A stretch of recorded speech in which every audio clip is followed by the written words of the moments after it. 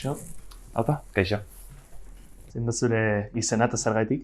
Nire izena Bukolike Pastoril da, eta, izenak dioen bezala, ni baserrian jaio nintzen, eta horregatik, Bukoliko Pastoril hitzekin jolasea eginda, Bukolike izena dut.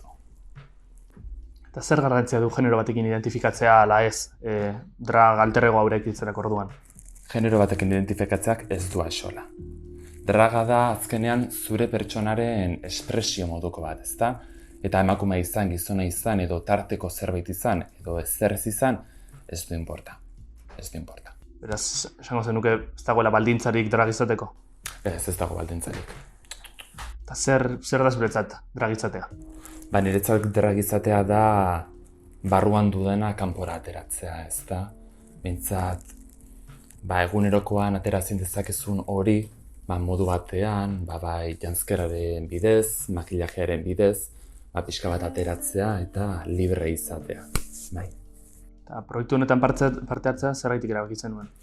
Deitu zidaten parte hartzeko Lady Gangstarekin eta Bonbon de Likorrekin batera, eta hasiera batean ez esan nuen, baina ikusita ze pertsonanak ziren bi haiek esan nuen, aukera bat emango diet eta hartuko dut parte.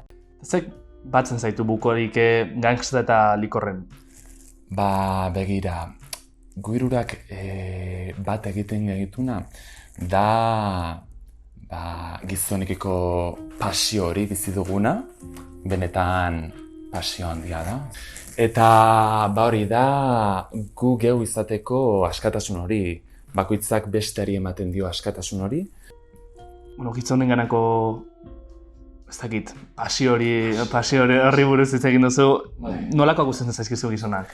Ni gizonak gustatzen zaizkit baserritarrak, kaxeroak, ze benetan ona etorri nintzenan, hirira etorri nintzenean, ikusi nituen kaleko mapila bat, eta benetan eskasak dira, eta niri gustatzen zait gizon gogor bat. Asko ligatzen duzula esango zenuke? Ez.